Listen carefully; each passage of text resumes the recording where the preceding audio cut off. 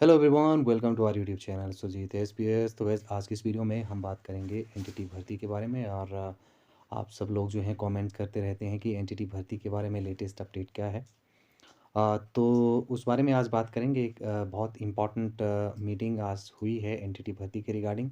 क्या उसका आउटकम रहा है, क्या उसमें जो है वो डिसीजंस लिए गए हैं, और क्या फिर वो डिसीज़न यदि हिमाचल प्रदेश में जो है अप्लाई हो जाते हैं तो किस तरह से जो प्रक्रिया है हिमाचल प्रदेश में वो एनटीटी भर्ती के पॉइंट ऑफ व्यू से फिर बदल सकती है।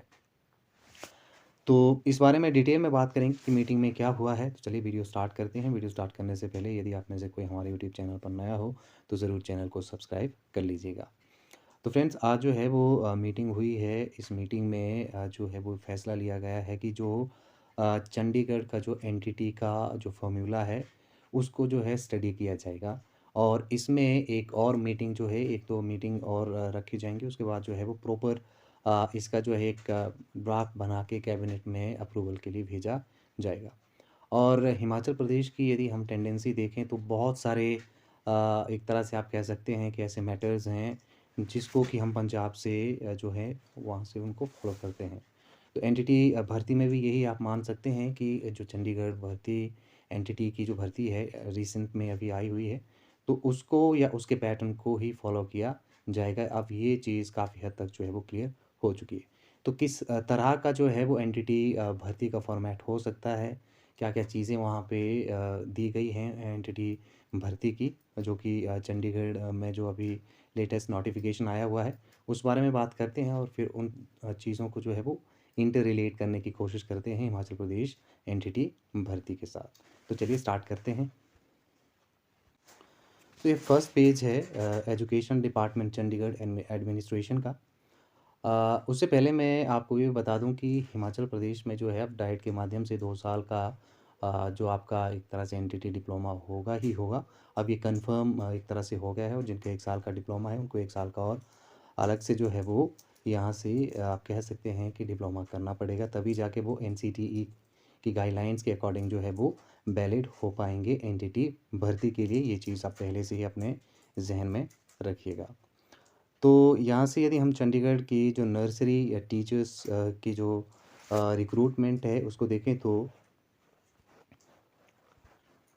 यहाँ से वैकेंसीज़ का कोई ख़ास मायने नहीं है, लेकिन आप में से कोई चंडीगढ़ का है, भरना चाहे तो वो देख सकते हैं। लास्ट डेट भी देख लेना आप यहाँ से, ठीक है। लास्ट डेट जो है वो यहाँ पे रखी गई है 5 Feb, ठीक है। कुल मिला के 100 वैकेंसीज़ हैं, और पे स्केल काफ़ी अच्छा खासा है। हिमाचल प्रदेश जो है इतना अफोर्ड नहीं करेगा। तो पे स्केल की बात जो है वो इम्पॉर्टेंट हो जाती है, क्योंकि यहाँ पे आप देख सकते हैं कि जो ग्रेड पे है, ठीक है, वो 4200 है और लेवल 6 है ये। तो इतना शायद का नहीं होगा हिमाचल प्रदेश में, ठीक है। तो सैलरी का फ़िलहाल तो इतना आप निकाल दीजिए। अब इम्पॉर्टेंट यहाँ से ये बनता है कि क्या क्या एसेंशियल जो क्वालिफ़िकेशंस हैं वो यहाँ से रहनी चाहिए, ठीक है। एसेंशियल क्वालिफ़िकेशन वाला ये जो कॉलम है इसको देखें हम, तो आपकी जो है वो +2 होनी चाहिए, ठीक है। एटलीस्ट 50% मार्क्स आपके होने ही चाहिए +2 में। अगर वो नहीं है तो फिर आप एलिजिबल नहीं है।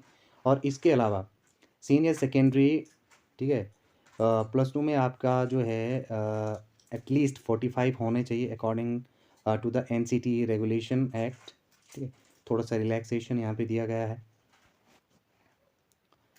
इसके अलावा यदि हम बात करें तो diploma in nursery teacher education या फिर pre school education, early childhood education programme, DECA जिसको हम बोलते हैं, यहाँ पे जो ड्यूरेशन ऑफ योर डिप्लोमा है वो 2 साल की आपकी होनी चाहिए, ठीक है। यानी कि 2 साल का डिप्लोमा ही यहाँ पे जो है वो मान्य किया जाएगा। और या तो आपका जो है वो बीएड इन नर्सरी होना चाहिए, वो भी एनसीटीई से अप्रूव्ड इंस्टीट्यूशन से आपका बीएड होना चाहिए early child pre school education में, तब जाके आप जो हैं वो यहाँ एलिजिबल होंगे एनटीटी भर्ती के लिए, ठीक है।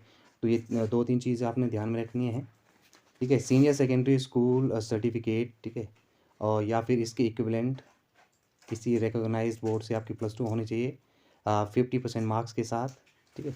और दूसरा है आपका कि आपकी जो है वो एनटीटी का जो आपका डिप्लोमा है वो 2 साल का होना चाहिए, ठीक है?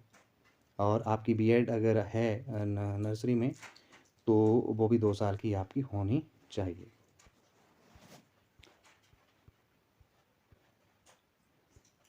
अब नेक्स्ट हम बात कर लेते हैं मोड ऑफ सिलेक्शन की।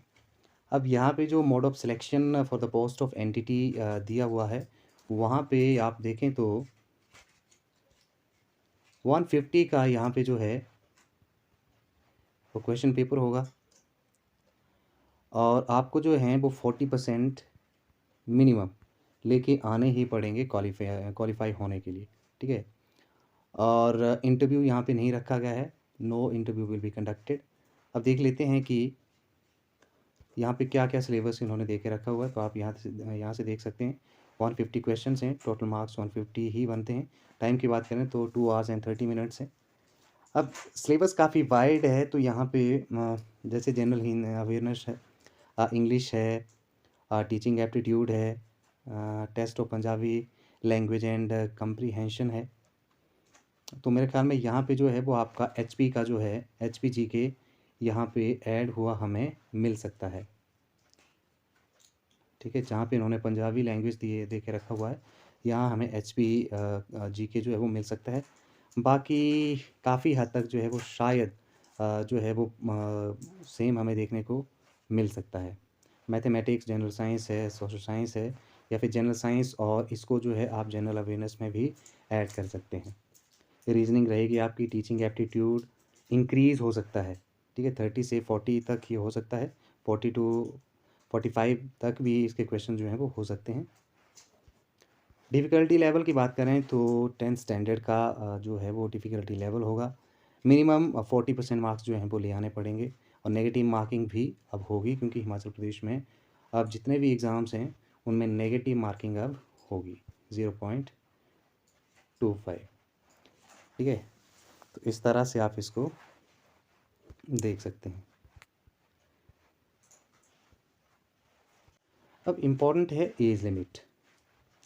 एज लिमिट की बात कर लेते हैं, तो एज यहाँ पे जो है वो 18 टू 37 जो है वो दे दी गई है, लेकिन मुझे यहाँ पे लगता है कि एज का जो ये क्राइटेरिया है हिमाचल प्रदेश की बात करें तो यहाँ पे ये इंक्रीज़ हो सकता है, 18 टू 45 रहेगा, ये श्योर है। इसके अलावा हो सकता है कि जो रिजर्व्ड हमारे यहाँ कैटेगरीज़ हैं उनको जो है वो थोड़ा बहुत रिलैक्सेशन मिल जाए एज में, तो 18 टू 45 मोर लाइकली जो है यहाँ पे हिमाचल प्रदेश में आपकी एज रहेगी।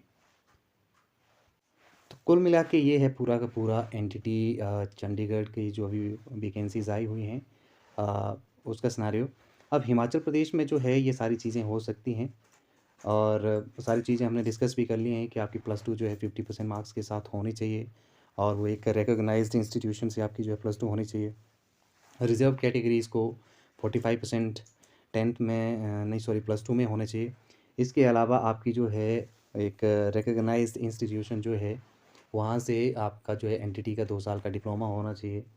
इसके अलावा जो आपकी एज है वो 18 से 45 हिमाचल प्रदेश में होनी चाहिए। इसके अलावा आपकी जो सैलरी है वो 15 टू 17,000 के बीच में जो है हिमाचल प्रदेश में हो सकती है, ठीक है? और क्योंकि 4000 वैकेंसीज़ हैं, तो 4000 वैकेंसीज़ में जो है वो 2 तरह से आपका जो है वो सिलेक्शन होगा, बैच वाइज़ और एग्ज़ाम के माध्यम से, ठीक है? इसमें आप ये भी देखें कि कुछ परसेंट हिस्सा जो है वो आंगनवाड़ी वर्कर्स को भी जो है वो दिया जाएगा, क्योंकि आज की मीटिंग में ये डिसाइड हुआ है कि जहाँ पे स्पेस है आंगनवाड़ी के जितने भी सेंटर्स हैं, तो वहाँ पे जो है वो क्लासेस स्टार्ट की जाएंगी जब ये भर्ती होगी तो, ठीक है? तो मिल के जो है आंगनवाड़ी वर्कर्स के साथ भी ये काम जो है आपको करना पड़ सकता है। तो 3 तरह से ये जो है ये भर्ती एक तरह से डिवाइडेड होगी, बैच वाइज़ एग्ज़ाम के माध्यम से, और कुछ परसेंट जो है वो हिस्सा आंगनवाड़ी वर्कर्स को भी एज ए प्रमोशन दिया जाएगा।